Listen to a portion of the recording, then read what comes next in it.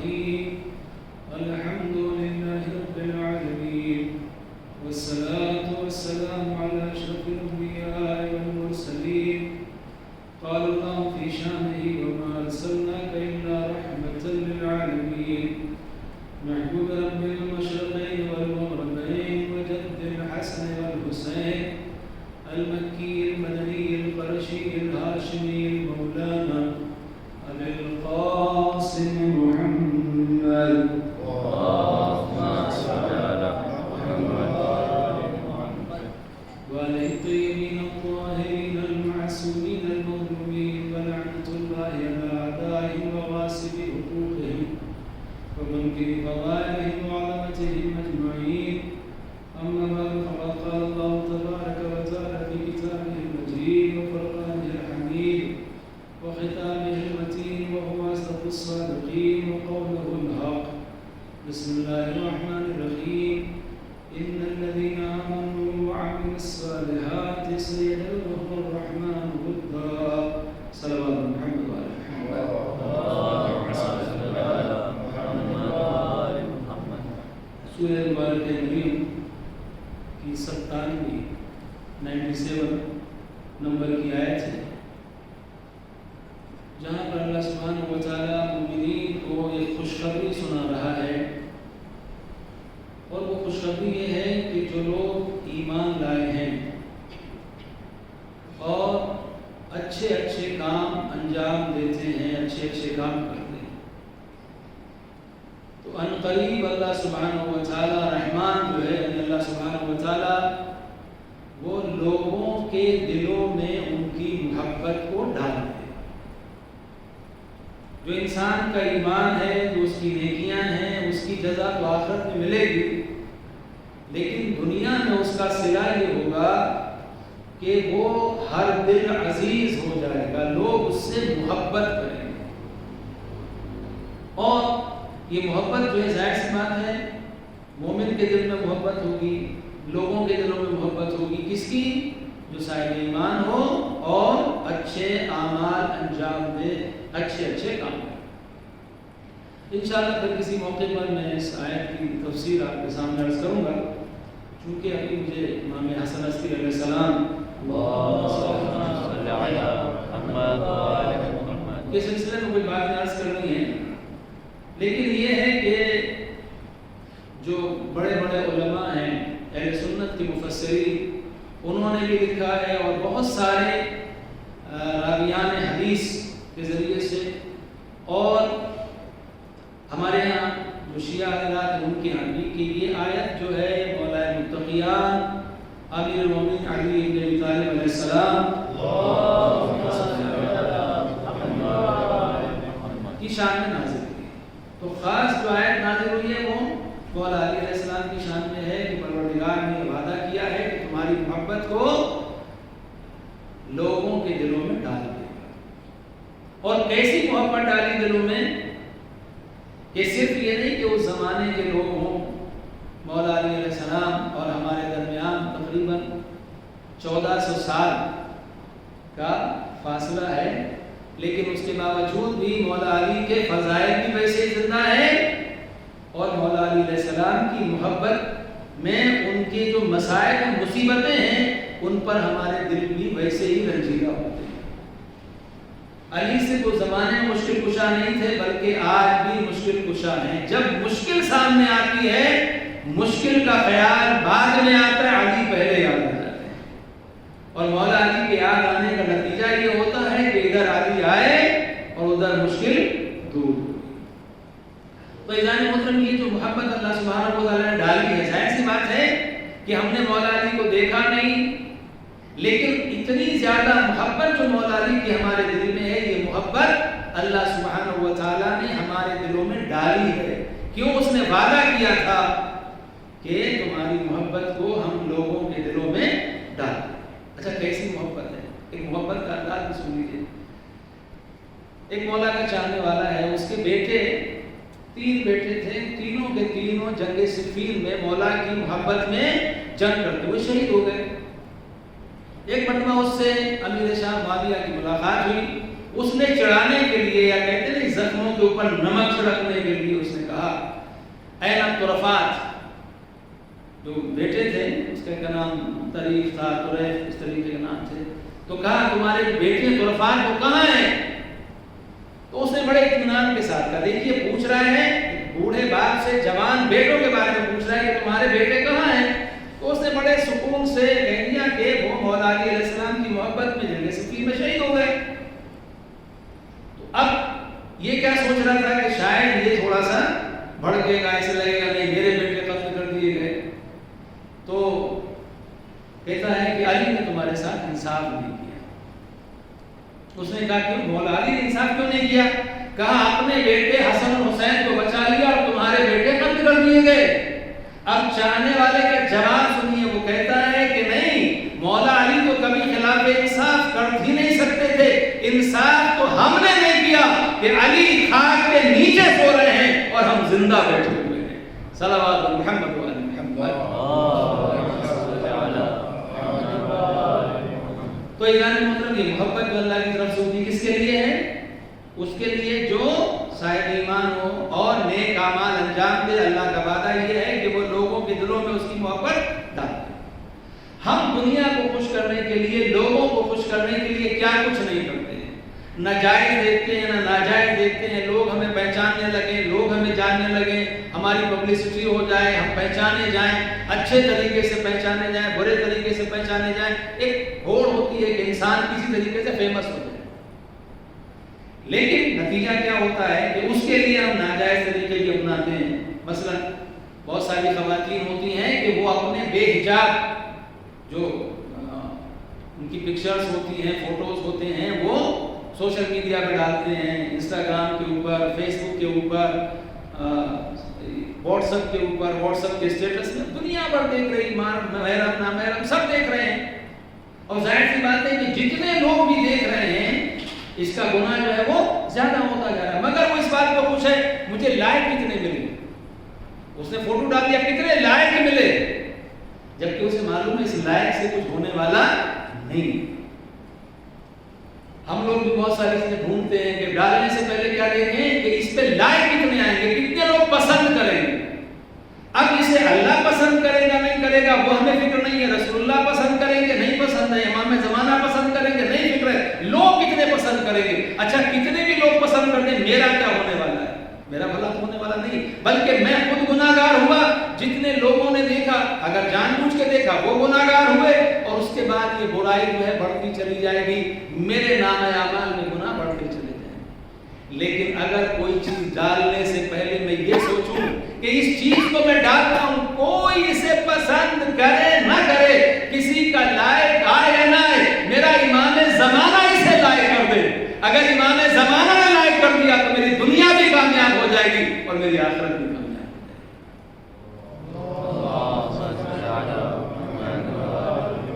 تو یعنی مطلب ہمیں پبلسٹی کے لیے جائز راستے ہیں، ہم ایسا کام کریں کہ سوسائٹی کے اندر اگر کوئی برائی ہے وہ اس سے کم ہو، لوگوں کو دین کی طرف رغبت ملے، نماز کے بارے میں، تلاوت قرآن کے بارے میں، سخاوت کے بارے میں، یونٹی کے بارے میں، محبت کے بارے میں، اخوت کے بارے میں، پردے کے بارے میں، جو دین کے احکام انہیں ہم آگے کریں۔ بھلے ہی ہو سکتا ہے بھلے کیا لائق کم ملیں گے، لیکن ان لائق سے کوئی کم ملنے سے کوئی فرق نہیں پڑتا۔ میں نے کہا کہ وہ لائق امام زمانہ کا مل جائے نا کہ اچھا تو نے بہت اچھا کام کیا ہے، انہوں نے لائق کر دیا، تو پھر رسول اللہ بھی لائق کر دیں گے، اللہ سبحانہ و تعالیٰ بھی لائق کر دیں گے۔ تو یہ جو پلیٹ فارم ہے اس کا صحیح ہم استعمال کر سکتے ہیں۔ یعنی مطلب دنیا کے کم کرنے سے، دنیا کے گرانے سے کوئی فرق نہیں پڑتا ہے، دنیا کے اٹھانے سے کوئی اٹھتا نہیں ہے، دنیا کے گرانے سے کوئی گرتا نہیں ہے۔ عزت اسے ملتی ہے جسے اللہ سبحانہ و تعالیٰ عزت دیتا ہے۔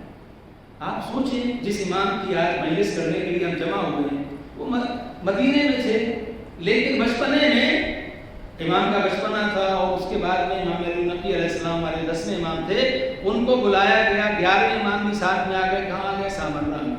مدینہ مرکز ہے، سینٹر ہے، تمام عالم اسلام کا جو بھی حج کے لیے مکہ جاتا ہے وہ مدینے میں رسول اللہ کی قبر کے اوپر، ان کے مزار کے اوپر، ان کے روزے کے اوپر سلام کرنے کے لیے پہنچتا ہے۔ وہاں پر دین کے معارف وہاں سے دنیا میں عام ہو رہے ہیں، مسجد نبی کو ہمارے ائمہ نے مرکز بنایا ہے علم کا کہ وہاں سے دنیا میں علم پھیلتا ہے۔ اب اسی لیے کہ اگر یہ مدینے کے اندر رہے تو ان کی شہرت ساری دنیا میں پھیل جائے گی، اور دوسرے یہ کہ ہر جگہ سے ان کا جو رابطہ ہے، کانٹیکٹ ہے، وہ قائم رہے گا، کیونکہ لوگ آتے رہیں گے، جاتے رہیں گے، ان کے میسیجز جاتے رہیں گے۔ کچھ ایسا کرو کہ یہ ایسی جگہ پہنچ جائے جہاں لوگوں سے کوئی تعلق نہ ہو، کوئی انہیں جانتا نہ ہو، کوئی انہیں پہچانتا نہ ہو، ایسی جگہ پہ لے جا کر دو۔ چنانچہ اب کہاں مدینہ اور کہاں سمرہ، وہاں لے جا کے منقول رکھ دیا گیا۔ اور پھر اس کے بعد سختیاں کتنی ہیں، بہت توجہ دار محترم، آج کی مجلس کا غور سے سنیے گا جو میں بات عرض کروں گا۔ سختیاں کتنی زیادہ ہیں، اتنی زیادہ بندشیں ہیں کہ یا تو ہاؤس اریسٹ ہیں، گھر کے اندر نظر بند ہیں، چاروں طرف سے ہر وقت پہرا ہے، یا قید کے اندر ڈال دیا جاتا ہے، اور ظلم ہو رہے ہیں۔ یہاں تک حالت ہے کہ علی بن جعفر کہتے ہیں کہ ایک دن ہم کچھ لوگ تھے امام کے چاہنے والے، تو ہم خوش تھے کہ چلو امام سے ملاقات کریں گے، امام کا دیدار کریں گے، جگہ کھڑے ہوئے تھے کہ اسی اسنا میں امام کی طرف سے ایک نوشتہ آیا، ایک لیٹر آیا، پرچہ آیا، اس پر لکھا ہوا تھا کہ میں تمہارے سامنے سے گزروں تو تم مجھے سلام مت کرنا۔ امام حسن عسکری علیہ السلام یہ فرمانا چاہنے والوں کو کہ میں تمہارے سامنے سے اگر گزروں تو مجھے سلام مت کرنا، میری طرف اشارہ مت کرنا، انجان بن جانا جیسے تم مجھے پہچانتے نہیں، ورنہ تمہاری جان کے لیے مصیبت ہو جائے گی۔ آپ سوچیں کہ جس شہر میں اتنی دور بلایا، بلانے کے بعد سختی کا عالم یہ ہے کہ اگر کوئی شخص امام کو سلام کر لے یا امام علیہ السلام کی طرف اشارہ کر دے اکرام میں کچھ، تو اس کی جان جا سکتی ہے۔ اس کا ماحول کس طریقے کا ہوگا، امام نے کس طریقے سے دین کو دنیا میں پہنچایا ہوگا، تبلیغ دین کی ہوگی۔ لیکن اتنی بندشوں کے باوجود بھی آپ دیکھیے، اتنی بندشوں کے باوجود، اتنی سختیوں کے باوجود، وہ امام جسے سامرہ میں بلایا گیا تھا کہ لوگ پہچانے نہیں، اس امام کے روزے پر روزانہ ہزاروں کی تعداد میں لوگ سلام کرنے کے لیے بھی جاتے ہیں۔ اور جب سے امام کے روزے پر حملہ کیا ہے، جب سے امام کے روزے کی شان یہ ہے کہ امام کے روزے سے کوئی بھوکا واپس نہیں آتا، کوئی بھی انسان کسی بھی وقت پہنچ جائے امام کے یہاں سے خالی نہیں آتا، دسترخوان ہر وقت بچھا ہوا ہے۔ یعنی اللہ سبحانہ و تعالیٰ یہ بتانا چاہتا ہے کہ تم یہ مت سمجھو کہ یہ مرکز سے پہچانے جاتے ہیں، یہ وہ ہیں کہ جہاں ان کے قدم پہنچ جائیں وہی مرکز بن جاتا ہے۔ صلوات بر محمد و آل محمد۔ جس جگہ پر یہ پہنچ جائیں وہی اسلامی دنیا کا سینٹر بن جائے گا، لوگ جائیں گے، سلام کریں گے۔ کہاں ہے وہ بنی عباس کے بادشاہ جن کی ماں حکومت تھی، کوئی جاتا نہیں قبر فاتحہ پڑھنے کے لیے، لیکن میرے امام کے لیے دنیا بھر سے بھی سلام پڑھا جاتا ہے، اور وہاں پر بھی لوگ سلام پڑھنے کے لیے جاتے ہیں، زیارت کرنے کے لیے جاتے ہیں۔ اور عزیزان محترم، عالم کیا ہے کہ امام علیہ السلام نے کس طریقے سے دین الہی کو بچایا اور لوگوں تک شریعت محمدی کو کیسے پہنچایا، کیا انتظام کیا۔ سختی کا عالم یہ ہے کہ امام سے لوگ مل نہیں سکتے، ملاقات نہیں کر سکتے، سوال نہیں پوچھ سکتے۔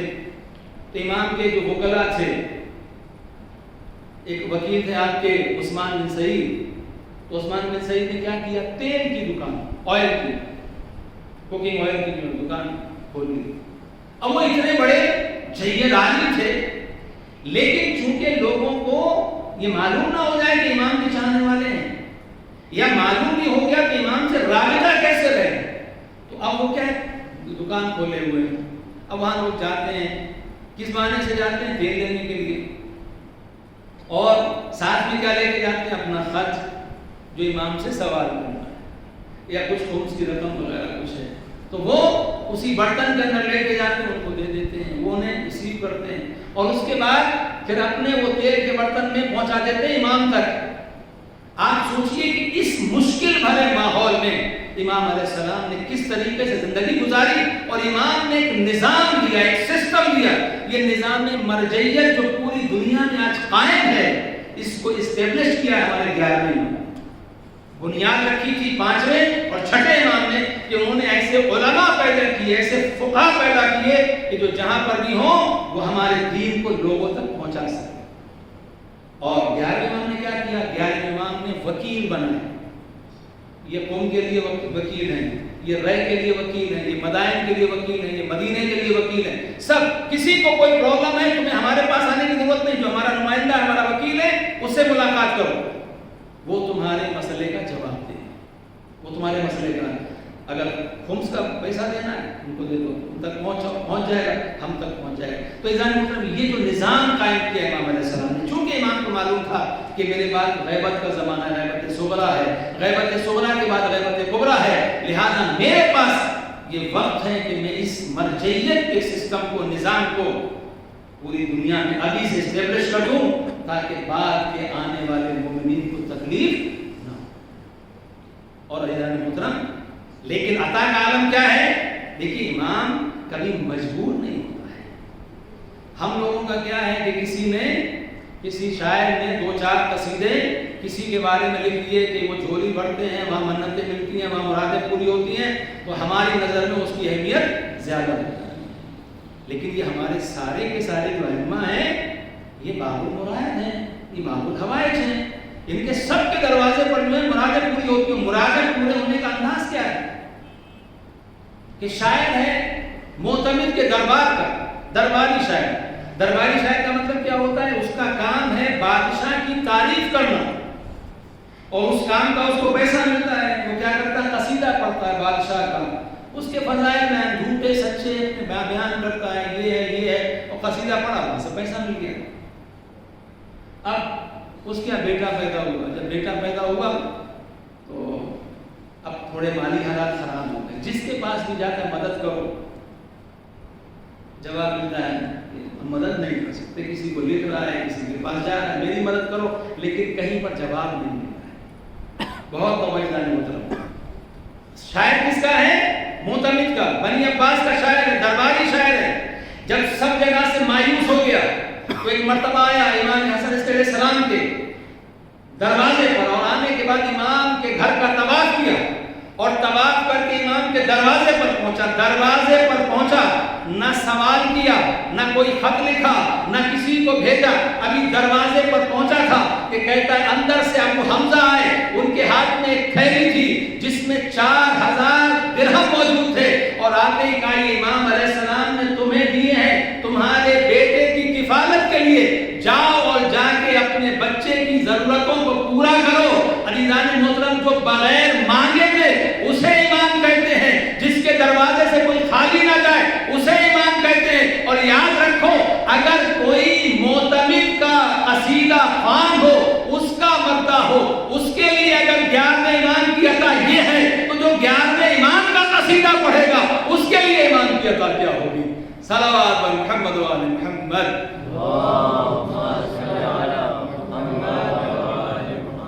ये तो दुश्मन की तारीफ करने वाला है, लेकिन उसे भी मांगने की जरूरत नहीं है, बगैर मांगे मांगने दे दिया।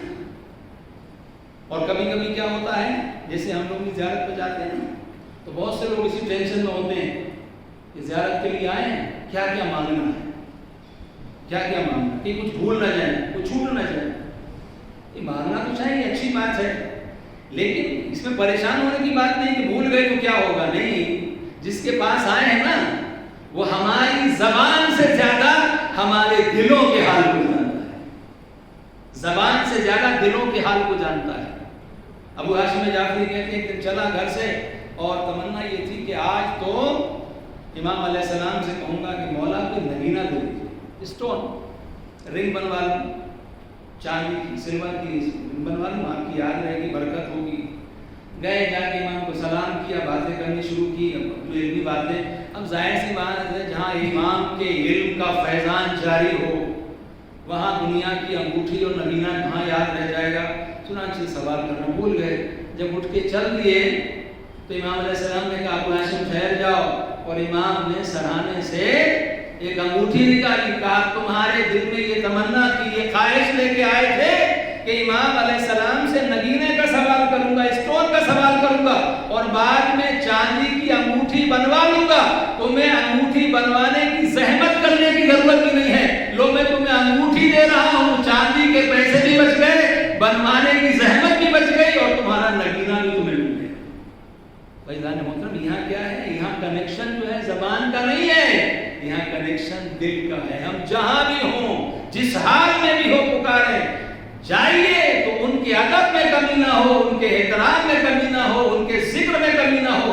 बाकी मांगना भूल जाओ, कोई बात नहीं, तुम भूल जाओगे, लेकिन इमाम कभी नहीं, उन्हें हमेशा याद है। तो इज़ान मोहतरम मैंने आपकी खिदमत में अर्ज़ किया कि इमाम का जो ज़माना था, इतना सख्ती भरा ज़माना, इतनी इमाम, और ख़ास तौर से जो हमारे 11वें इमाम हैं, उनके लिए बहुत ज़्यादा सख्ती थी। सख्ती की वजह, पहली वजह ये थी कि बनी अब्बास को ये मालूम था, तवातुर के साथ मुसलसल ये रवायात मौजूद थी, लोग बयान करते थे कि इमाम हसन अस्करी अलैहिस्सलाम, इमाम अलैहिस्सलाम का वो बेटा पैदा होगा जो दुनिया से जुल्म और जौर का खात्मा करेगा। तो मालूम था कि इनके यहाँ बेटा पैदा होगा, लिहाजा इमाम के ऊपर इतनी ज्यादा सख्ती थी कि वो बेटा दुनिया में ना आने पाए जो जुल्म का खात्मा करेगा, जो जनाब मूसा की आमद को ना रोक सके, वो फख्र मूसा की आमद को क्या रोक सकते थे। बहुत कोशिश की, लेकिन अल्लाह सुब्हानहू व तआला ने इंतजाम किया कि परवरदिगार आलम ने इमाम हसन अस्करी अलैहिस्सलाम को बेटा अता किया जो हुज्जत खुदा है और जो बाद में दुनिया से जुल्म का खात्मा करने वाला था, अता कर दिया। तो अच्छा, तो पहली बात तो ये थी कि इमाम ज़माना की विलादत ना होने पाए। और मैं बच्चों के लिए अर्ज़ कर दूं कि इमाम अलैहिस्सलाम की टोटल जो उम्र शरीफ है, एज कितनी, 28 साल, 28 ईयर्स सिर्फ उम्र हुई है आपकी, और वो भी सब कैद खाने में नजरबंदी में थोड़ा सा इमाम को जो बाहर मिला, वरना हर वक्त इमाम को पर नजर रहती थी, कौन आया है, किससे मिल रहे हैं, वो सारी कैफियतें थी। कैद का ज़माना भी, और कैद भी कैसी सख्त थी कि इतनी जहमतें देने के बाद भी बनी अब्बास में कुछ लोग कह रहे हैं कि इनको कैसे कैद में रखा गया है, इनको और तकलीफ दो, इनको और अज़ियत दो। तो जिसकी कैद में थे उसे बुलाया गया था, तकलीफ दो, तो उसने कहा मैंने 2 आदमी इनके ऊपर हर वक्त निगरान मुकर्रर कर दिए जो इनको टॉर्चर करें, इनको परेशान करें। उनको बुलाया गया था, तुम परेशान नहीं करते हो, तुम टॉर्चर नहीं करते हैं, उनका मैं हम किस तरीके से और कैसे करें, जितना ही हम ज्यादती इन पर करते जाते हैं, इनके सजदे और तवील होते जाते हैं। ये दिन में रोजा रखते हैं, ना रातों को इबादत में बसर करते हैं, हर वक्त जिक्र इलाही के अंदर मशगूल हैं, और इनकी हैबत का आलम ये है कि जब ये हमारी तरफ निगाह उठाते हैं, देखते हैं, तो हम लरज़ने लगते हैं। इज़ान मोहतरम, अच्छे हालात में अल्हम्दुलिल्लाह कहना, अच्छे हालात में शुक्रलिल्लाह कहना ये और बात है, लेकिन ऐसे कैद खाने में ऐसी मुसीबतों के दरमियान अल्हम्दुलिल्लाह कह के दुश्मन को अपना दोस्त बना लेना, ये आले मोहम्मद का, ये आले मोहम्मद। वो कह रहे हैं इन्होंने तो हमें अपना गर्विदा बना लिया, इनकी तो ये शान है। तो इज़ान मोहतरम, बस जल्दी से कुछ बातें आपकी खिदमत में करना चाहता हूँ। इमाम अलैहिस्सलाम, मैंने क्या कहा कि अल्लाह सुब्हानहू व तआला ने वादा किया है कि जो साहिब ईमान होगा, नेक अमाल अंजाम देगा, अल्लाह सुब्हानहू व तआला उसकी मोहब्बत लोगों के दिलों में डाल देगा। इतनी सारी बंदिशें हैं, लेकिन अल्लाह सुब्हानहू व तआला ने इंतजाम किया। क्या इंतजाम किया? कहर पड़ गया, बारिश नहीं हुई, लोग परेशान, मखलूक खुदा हैरान है, हर तरफ से बाबेला की सदाएं। क्या किया जाए? उलमा से कहा जा रहा है दुआ करें, लेकिन उसके बावजूद बारिश का एक कतरा नहीं। मुसलमान दुआएं कर कर के थक गए, कुछ नहीं हुआ। आखिर में एक नसरानी था, क्रिश्चियन, उसने कहा कि आप लोग इजाजत दें तो मैं दुआ करूं। कहा अब मजमा सामने खड़ा हुआ है, वो मजमा जो नमाज इस्तिस्का पढ़ के दुआएं कर कर के थक चुका है, और वहां पर वो नसरानी आया क्रिश्चियन, और उसने दुआ के लिए हाथ बुलंद किए। जैसे ही हाथ बुलंद किए, एक मर्तबा जो है वो बादल आए, अब्र आया, और पानी की छींटे जो है गिरने लगे, फुहारें गिरने लगी, बारिश होने लगी। अब जो मुसलमान परेशान हो गए कि सारे मुसलमान, हम कुरान की आयत पढ़ रहे हैं, हम कुरान के सूरे पढ़ रहे हैं, हम अल्लाह को पुकार रहे हैं, रसूलुल्लाह का वास्ता दे रहे हैं, सब कुछ कर रहे हैं, उसके बावजूद भी बारिश का कतरा नहीं गिर रहा है। और ये क्रिश्चियन है, ईसाई है, इसने आने के बाद हाथों को बुलंद किया, और बुलंद करते ही फौरन बादल आ गए, बारिश होने लगी। क्या मसला है? تو اب مجبوراً وہ امام جسے اتنی قید کے اندر رکھا گیا تھا، جس پہ اتنی سختیاں کی جا رہی تھی، مجبوراً اس کے دروازے پر آنا پڑا اور یہ کہا کہ آپ اپنے جد کے دین کو بچائیں، اپنے نانا کے اسلام کو بچائیے۔ اسلام پر وقت پڑا ہوا ہے، مسلمانوں کے ایمان جو ہے وہ کمزور ہو رہے ہیں، لوگ کہہ رہے ہیں اس کا مطلب کہ ہمارا دین صحیح نہیں ہے، اس کی دعا سے بارش ہو گئی، ہماری دعا سے بارش نہیں ہوئی۔ امام علیہ السلام نے کہا میرے جد کے دین کو کوئی خطرہ نہیں ہے، تمہارے ایمانوں کو خطرہ ہے، کوئی بات نہیں، چلو میں آتا ہوں۔ اور امام علیہ السلام جب گئے اور اس کے بعد اس سے کہا کہ چل اب تو ہمارے سامنے دعا کے لیے ہاتھ بلند کر، اور ہم دیکھتے بارش کیسے ہوتی ہے۔ اس نے دعا کے لیے ہاتھ بلند کیے، جیسے اس نے ہاتھوں کو اٹھایا بادل کا ٹکڑا آیا، بادل کا ٹکڑا ہے۔ امام علیہ السلام نے ایک شخص کہا جاؤ اس کی انگلیوں کے درمیان میں جو چیزیں اسے نکال۔ اب وہ گیا، جانے کے بعد انگلیوں کے بیچ میں ایک ہڈی، چھوٹی سی ہڈی تھی جو انگلیوں کے بیچ میں وہ رکھے ہوئے تھا، ہاتھ جب اس نے اٹھایا، جیسے ہی اس ہڈی کو امام نے اپنے پاس لیا، کہا ہاتھ بلند کر۔ اب اس نے ہاتھ بلند کیے، جو بادل آئے تھے وہ واپس چلے گئے۔ امام نے کہا کہ اب تیری دعا میں اثر کیوں نہیں ہے؟ تو اس کے پسینے چھوٹ گئے۔ لوگوں نے پوچھا ماجرا کیا ہے؟ امام نے فرمایا یہ کسی ولی خدا کی جو میت ہے اس کی ہڈی ہے۔ اس صاحب قبر جو ہے، جو انسان جو تھا ولی خدا جو تھا، اس کی ہڈی کا اعجاز یہ ہے، اللہ سبحانہ و تعالیٰ کی نظر میں اس کا مقام یہ ہے کہ جب اس کی ہڈی زیر آسمان آتی ہے تو پانی کی بارش شروع ہو جاتی، رحمت خدا اس پر نازل ہونے لگتی ہے۔ اب یہاں پر بات ختم ہو گئی۔ امام علیہ السلام نے اس کے بعد میں کہا، پھر جب وہ عاجز ہو گیا کہ ہم بارش نہیں کر سکتے، امام علیہ السلام نے اب مصلی بچھایا، اور مصلی بچھانے کے بعد 2 رکعت نماز پڑھی۔ 2 رکعت نماز پڑھنے کے بعد امام نے ہاتھوں کو بلند کیا، پروردگار تجھے واسطہ ہے تیری کبریائی کا، تجھے واسطہ ہے محمد و آل محمد کا، ان لوگوں کی مشکل کو آسان کر دے۔ ابھی امام نے ہاتھوں کو بلند کیا تھا کہ جو پہلے بادل چھوٹا سا بادل ہے، ابھی اتنی گھٹا آئی، تیز اٹھی کہ لوگ گھبرا گئے اور دوڑنے لگے گھروں کی طرف۔ امام نے کہا پریشان نہ ہو، یہ بارش یہاں ہونے والی نہیں ہے، یہ بادل فلاں جگہ جا کے برسے گا۔ پھر دوسرا بادل آیا، امام نے کہا یہ فلاں جگہ جا کے برسے گا۔ پھر جب تیسری مرتبہ آیا، امام نے کہا اب اپنے اپنے گھروں کو چلے جاؤ، جب تم اپنے گھروں کو پہنچ جاؤ گے اس کے بعد بارش ہوگی۔ جب لوگ گھروں میں پہنچ گئے، اب جو بارش ہوئی تو ایسی بارش ہوئی کہ ایک دن کی بارش میں جو سارا قحط تھا وہ ختم ہو گیا۔ یعنی امام علیہ السلام نے دنیا کو بتایا کہ دیکھو ہم رحمت للعالمین کے وارث ہیں، جب ہمارے ہاتھ دعا کے لیے اٹھتے ہیں تو اللہ سبحانہ و تعالی ہماری دعا کو رد نہیں۔ اب نتیجہ کیا ہوا کہ وہ امام جس کے فضائل و کمالات کو چھپانے کی کوشش کی جا رہی تھی، اب ہر ایک کی زبان پر امام حسن عسکری علیہ السلام، ہر ایک کی زبان پر امام علیہ السلام کا نام، اور اللہ سبحانہ و تعالی نے امام کی مقبولیت کا وہ عالم کیا کہ اب کتنا بھی لوگ چھپاتے ہیں۔ اچھا، اتنی سختیوں کے باوجود امام کی ہیبت یہ تھی کہ امام کو جب بلایا جاتا تھا تو وہ جو بادشاہ تھا وہ کہتا تھا کوئی ان کے احترام کو کھڑے مت ہونا، لیکن امام جب آتے تو خود احترام کے لیے کھڑا ہو، اور جب خود کھڑا ہو تو سارا دربار کھڑا ہو جاتا تھا۔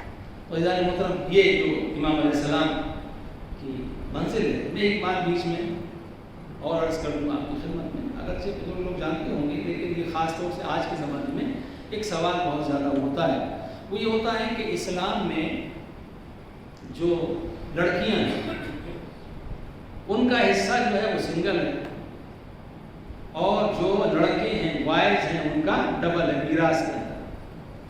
کسی کا باپ دنیا سے چلا جائے، میراث میں چھوڑی ہے تو بیٹے کو ڈبل ملتا ہے، بیٹی کو سنگل ملتا ہے۔ تو لوگ یہ سوال کرتے ہیں کہ یہ کیوں ہے، یہ برابری کیوں نہیں ہے اسلام۔ ایک شخص آیا امام علیہ السلام کے پاس، اس نے کہا کہ مولانا یہ جو میراث کے اندر یہ فرق رکھا گیا ہے، عورت میں صنف نازک ہے، صنف نازک۔ اب دیکھیے دنیا بیوقوف بنانے کے لیے کہتی ہے کہ عورتیں جو ہیں مرد کے برابر ہیں، کسی کام میں پیچھے نہیں، ہاں یقیناً ہیں، لیکن کچھ چیزیں ایسی کہ اللہ سبحانہ و تعالیٰ نے ان کی خلقت میں ہی ان کو کمزور رکھا ہے۔ ایک بہت مشہور جملہ ہے نا سمجھانے کے لیے کروں، کیا لیڈیز فرسٹ، یہ ہوتا ہے لیڈیز فرسٹ۔ لیڈیز فرسٹ کا مطلب کیا ہوتا ہے؟ اگر آپ کسی کو پرائیورٹی دے رہے ہیں پرائرٹی کیوں دے رہے ہیں؟ اس کا مطلب یہ کہ آپ جانتے ہیں کہ یہ صرف نازک ہے، اس کو پہلے موقع ملنا چاہیے۔ اگر برابری کی بات ہے تو پھر کس بات کی بھائی، وہ جو بھی پہلے جائے، کیوں لگی ہوئی ہے جو پہلے پہنچ جائے، لیکن لیڈیز فرسٹ۔ اس کا مطلب کیا ہے کہ ہم مانتے ہیں کہ ہاں اچھا یہ انسانیت کا تقاضا ہے۔ بہت سارے دیکھا ہے اگر ٹرین وغیرہ کا رش زیادہ ہوتا ہے تو آدمی جو ہے بیٹھا ہوا کھڑا ہو جائے گا، بولے گا آپ بیٹھ جائیے، کیونکہ اس کو معلوم ہے کہ ہمارے اندر جو اللہ سبحانہ و تعالیٰ طاقت زیادہ ہے۔ اب کوئی عورت ہو سکتی ہے زیادہ طاقتور ہو، لیکن جو میجورٹی ہے اس کے اوپر اطلاع ہوتا ہے اس بات۔ تو جانے مطلب یہ، اب امام علیہ السلام سے کہا یہ کیوں ہے؟ امام علیہ السلام نے کہا کہ تو نے میراث کے فلسفے کو سمجھا ہی نہیں۔ اللہ سبحانہ و تعالیٰ نے جو حقوق رکھے ہیں، حقوق کے ساتھ فرائض رکھے ہیں، ڈیوٹیز رکھی ہیں، رائٹس کے ساتھ ڈیوٹیز ہیں۔ چونکہ مرد کی ڈیوٹیز زیادہ ہیں، جو خواتین ہیں، لیڈیز ہیں، ان کے اندر وہ ڈیوٹیز فرائض نہیں ہیں۔ عورت کے اوپر جہاد واجب نہیں ہے، مرد کے اوپر جہاد واجب۔ مرد کے اوپر گھر کی ذمہ داری، نان و نفقہ جو بھی ضرورت ہے گھر کی ان کو پورا کرنا واجب ہے، عورت کے اوپر واجب نہیں ہے۔ خود عورت کی اپنی جو ضرورتیں ہیں، کھانا پینا کپڑا وغیرہ جو بھی نان و نفقہ ہوتا ہے، وہ سب کس کی ذمہ داری ہے؟ مرد کی ذمہ داری ہے، عورت کی ذمہ داری نہیں۔ تو جس کی ڈیوٹی زیادہ سخت ہے اس کے لیے حق بھی زیادہ رکھا گیا، کیونکہ اس کو زیادہ خرچ کرنا ہے، اس کا خرچ کرنے کا کم ہوتا ہے۔ تو امام علیہ السلام کی بھی زندگی کے بارے میں عرض کر رہا تھا آپ کی خدمت میں، بس میں نے آپ کی خدمت کو تمام کیا۔ اللہ سبحانہ و تعالیٰ امام زمانہ عجل اللہ تعالیٰ فرد شریف کے واسطے سے آپ سب لوگوں کی مشکلات کو آسان فرمائے، کیونکہ آج آپ امام زمانہ عجل اللہ تعالیٰ فرد شریف کو ورثہ دیں۔ یہ وہ غم ہے کہ جس کا وارث زندہ ہے، اگرچہ ہمارے تمام ائمہ کے وارث امام زمانہ ہے، لیکن آج ان کے والد کا غم ہے۔ لہٰذا ہمارے اوپر محبت کا تقاضا یہ ہے کہ جس طریقے سے ہم اپنے والدین کا ذکر کرتے ہیں اس سے زیادہ بہتر طریقے سے امام زمانہ کے والد کا ذکر کرتے ہیں۔ ایک روایت میں مسائل کی منزل میں پہنچنے سے پہلے عرض کرنا چاہتا ہوں، وہ روایت یہ ہے کہ ابو الادیان یہ امام علیہ السلام کا جو ہے بہت قریبی خدمت گار ہے، جو ہر وقت امام کی خدمت میں حاضر رہتا ہے۔ وہ بیان کرتے ہیں کہ امام علیہ السلام نے مجھے بلایا، میں اکثر امام کی خدمت کیا کرتا تھا، امام کے کئی خطوط وغیرہ لیٹرز کہیں پہنچانا ہے لے کے جاتا تھا، جو کام امام بتا کر کرتا تھا۔ تو امام نے مجھے بلایا اور بلانے کے بعد میں کہا کہ یہ میرا جو خط ہے، یہ جو خطوط ہیں لیٹرز ہیں، لے کے مدائن چلے جاؤ، اور جب تم مدائن سے 15 دن کے بعد واپس آؤ گے تو میرے گھر میں گریہ و ماتم کی صدا بلند ہوگی، رونے کی آوازیں بلند ہوگی، اور میرے غسل و کفن کا انتظام کیا جائے۔ وہ گھبرا گیا، بولا کہ مجھے کیا بتا رہے ہیں؟ امام نے کہا مسئلہ پروردگار اسی میں۔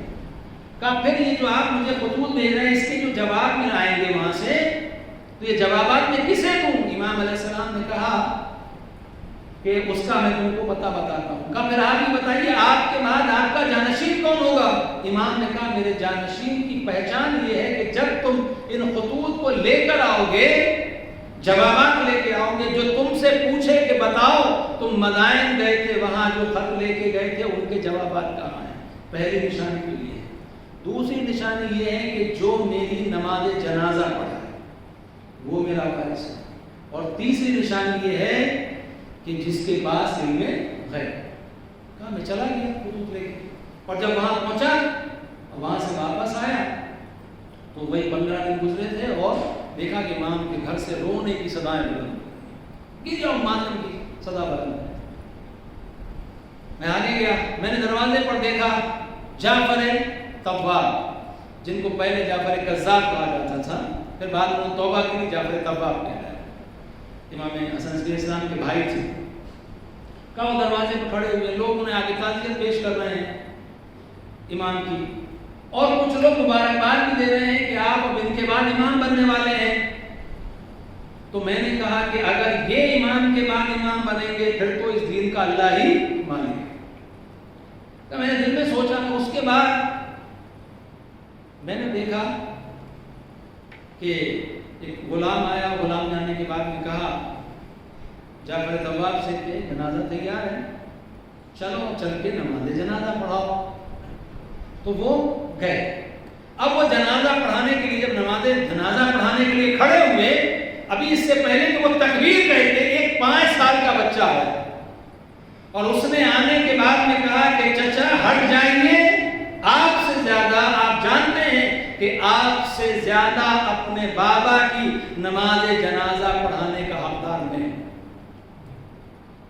آج میں نے یہ دیکھا تو یہ سمجھ میں آیا کہ پہلی بار تو یہ کہا کہ وہ جعفر طواب تو پیچھے تو ہٹ گئے مگر ان کے چہرے کی رنگت بدل گئی، انہیں عجیب سا لگا اور اس بچے نے جو ہے وہ امام کی نماز پڑھی۔ ابھی منظر گزر گئی۔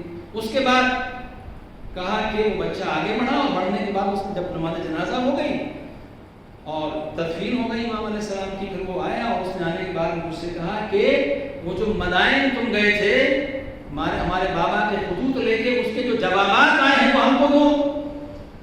تو کہا ہم نے وہ جوابات دے دیے۔ تو دوسرا جو سائن تھا، دوسری نشانی جو تھی ہمیں زمانہ کی وہ مل گئی۔ تیسری نشانی کیا؟ تیسری یہ کہ جو علم کا غیب، جو غیب کا علم رکھتا ہو۔ تو کہا ابھی یہ نشانی باقی ہے۔ کہا کچھ دیر کے بعد دیکھا کہ قم سے کچھ لوگ آئے اور جو قم سے لوگ آئے ہیں وہ امام علیہ السلام کے بارے میں پوچھ رہے ہیں، 11 امام سے ملاقات کرنی ہے۔ لوگوں نے کہا کہ 11 امام تو دنیا سے گزر گئے، ان کو ابھی دفن بھی کر دیا گیا۔ ان لوگوں نے گریہ کیا، پوچھا اب ان کے بعد امام کون ہے؟ لوگوں نے پھر جعفر طواب کو بتا دیا کہ یہ امام ہے۔ تو وہ لوگ گئے، پھر جا کے انہوں نے تعزیت پیش کی اور بعد میں یہ بھی کہا کہ آپ ہمارے امام ہیں۔ اس کے بعد انہوں نے کہا کہ ہم کچھ آپ کے پاس کچھ لیٹرز لے کے آئے ہیں، خطوط، اور کچھ مال لے کے آئے ہیں خمس کا، جو ہم آپ کو دینا چاہتے ہیں، لیکن شرط یہ ہے کہ پہلے آپ یہ بتائیے کہ خطوط بھیجے کس نے ہیں اور جو یہ خمس کا مال بھیجا ہے ان کو کن لوگوں نے بھیجا، ان کے نام آپ بتائیں۔ تو جیسے ہی اتنا سنا تو وہ بدبدائے اور غصے سے سر جھٹکا اور کہا تم مجھ سے غیر کی باتیں پوچھ رہے ہو، اور یہ کہہ کے وہ چلے۔ اسی اسنا میں اندر سے غلام آیا اور غلام نے آنے کے بعد میں کہا کہ یہ جو خطوط آئے ہیں فلاں فلاں شخص نے یہ لیٹرز بھیجے ہیں اور فلاں فلاں آدمی نے خمس کا مال بھیجا ہے، اور خمس کے مال میں تمہارے پاس 1000 دینار ہیں جس میں سے 10 سونے کے ہیں اور باقی جو ہے وہ چاندی کے ہیں۔ ان لوگوں نے کہا کہ ہاں جس نے یہ میسج بھیجا ہے یہی امام برحق ہے، ہم گواہی دیتے ہیں کہ یہی امام زمانہ ہے اور یہی اپنے بابا کا جانشین ہے۔ بس میں نے آپ کے سامنے کو تمام کیا۔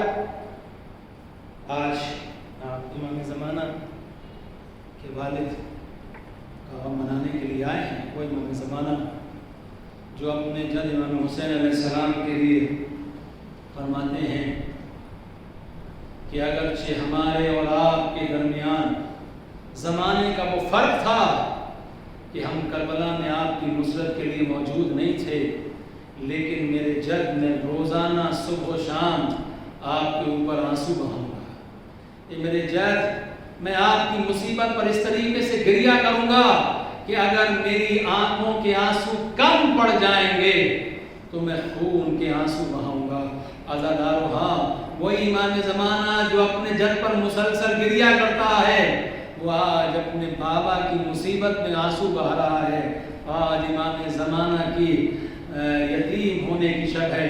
عزادارو، امام علیہ السلام کا ایک غلام ہے جس کا نام ہے عقیل، وہ کہتا ہے کہ امام نے حسن عسکری علیہ السلام کو جب زہر دیا گیا، معتمد نے جب کھانا بھجوایا زہر بھرا ہوا اور امام علیہ السلام نے اس کو تناول کیا، زہر کا اثر ہونا شروع ہوا اور یہاں تک کہ کیفیت یہ پہنچی کہ ایک مرتبہ امام علیہ السلام نے پانی طلب کیا، امام کو پانی دیا گیا، امام نے وضو کیا، وضو کرنے کے بعد امام مصلی پر گئے، مصلی پر جانے کے بعد آپ نے نماز پڑھی، نماز پڑھنے کے بعد واپس بستر پر آئے اور بستر پر آنے کے بعد اب امام علیہ السلام کہتے ہیں مجھے تھوڑا سا پینے کے لیے پانی دے دو۔ جب امام علیہ السلام کو پانی دیا گیا اور روایت یہ کہتی ہے، امام کا غلام کہتا ہے کہ امام کے ہاتھوں میں اس طریقے سے راشا تھا، امام کے ہاتھ اس طریقے سے کانپ رہے تھے کہ امام علیہ السلام پانی کو نہیں پی سکے۔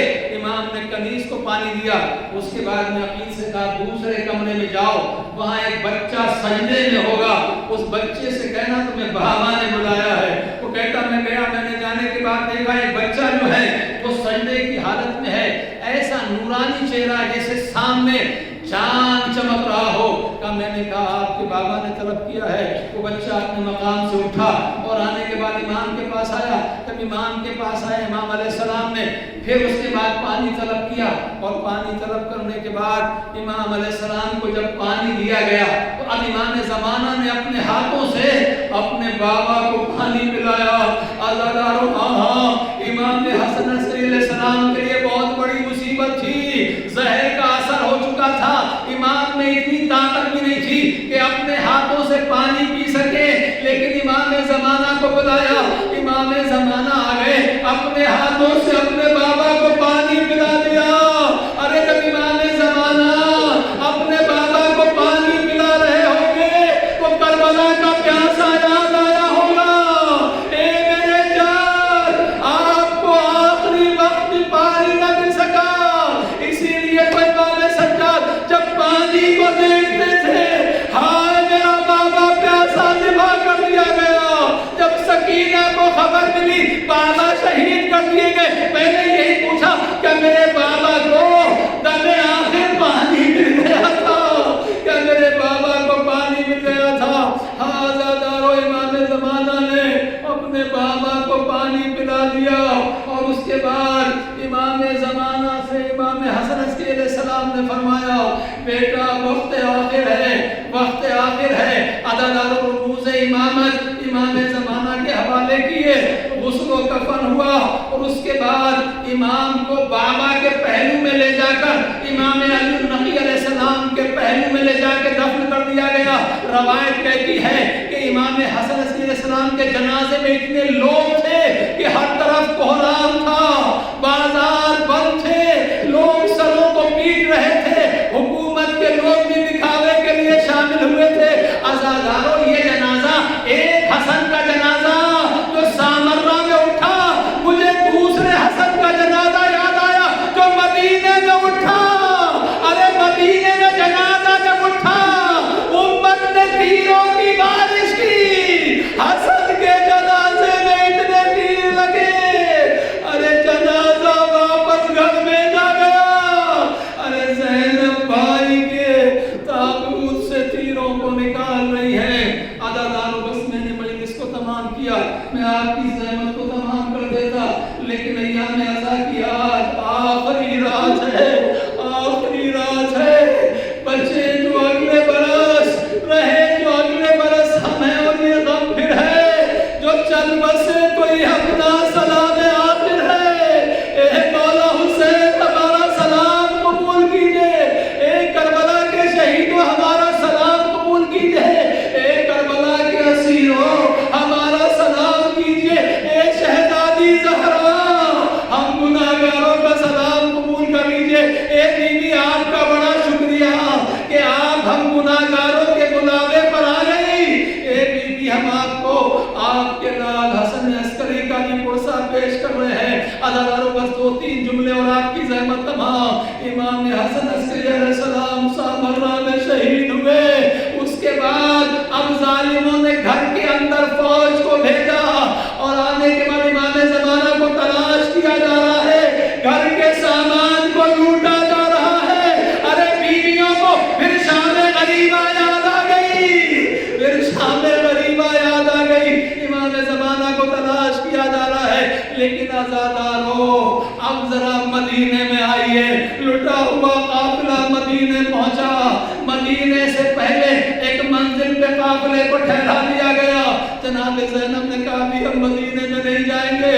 امام سجاد فرماتے ہیں ابھی ہم اپنے بابا کا ماتم کریں گے, اپنے بابا کو گگریا کریں گے. مدینے کے لوگ جا رہے ہیں, امام سجاد کو پرسہ دے رہے ہیں. بشیر بن جزلم مدینے میں آواز دے رہا ہے, اے مدینے والوں, مدینہ رہنے کے قابل نہیں رہا, نبی کا نواسہ کربلا میں شہید کر دیا گیا. ارے ایک بیوی نے سنا جو ایک بچے کے سہارے سے کھڑی تھی, کہا یہ کیا کہہ رہا ہے, ارے میرا مولا حسین قتل کر دیا گیا.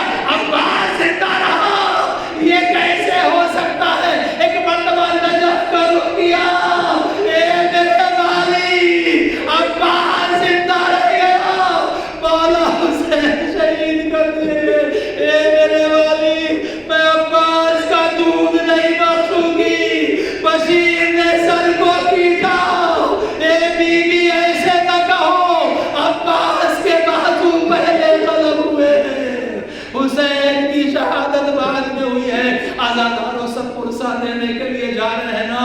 اب جب پرسہ دینے کے لیے جا رہے ہیں, حسین کی بچی جناب سمرہ گئی. اب جناب سمرہ جناب زینب کے پاس جب گئی, کبھی جناب زینب سے لپٹ کے روتی ہے, کبھی ام لیلا سے لپٹ کے روتی ہے, کبھی ام رباب سے روتی ہے. ارے سمرہ گریا کرتی رہی, لیکن جب تھوڑا افاقہ ہوا تو اس کے بعد سمرہ اب ایک ایک بیوی کی گود کو دیکھ رہی ہے, ایک ایک بیوی کی گود کو دیکھ رہی ہے. جناب زینب نے پوچھا, سمرہ کسے تلاش کر رہی ہو؟ کہا پھوپھی اماں میرا بھیا علی اصغر دکھائی نہیں دیتا. اے پھوپھی اماں اصغر کہاں ہے؟ زینب نے کہا سمرہ علی اصغر مولا حسین کے ہاتھوں پر حرملا کے تیر کا نشانہ بنا. اے سمرہ اصغر کیوں سوچ.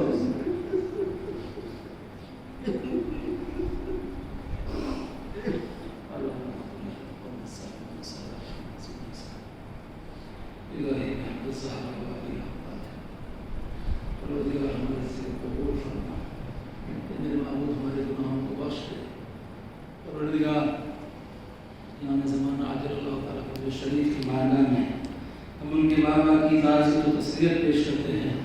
میرے معبود امام زمانہ کی حفاظت فرما, امام علیہ السلام کی ظہور میں تعجیل فرما. میرے معبود ہمیں ان کے عوام انصار میں شمار کر. میرے معبود جو بیمار ہیں انہیں محمد و آل محمد علیہ السلام کے واسطے سے شفاء کامل عاجلہ عطا فرما. جو مقروض ہیں جو قرضوں کو ادا فرما دے, جو پریشان حال کی پریشانی کو دور کر دے. مومنین کی جان مال اعتوام کی حفاظت فرما. میرے معبود مراجع کرام علماء عالم کے سائے کو ہمارے سروں پر محفوظ رکھ. میرے معبود مملکت اسلامی ایران کی حفاظت فرما. آغا سیستانی کو صحت کے ساتھ طول عمر عنایت فرما. میرے معبود ہمارے ایمان کی حفاظت فرما, ایمان کے ساتھ ہمیں نیک اعمال کرنے کی توفیق عنایت فرما.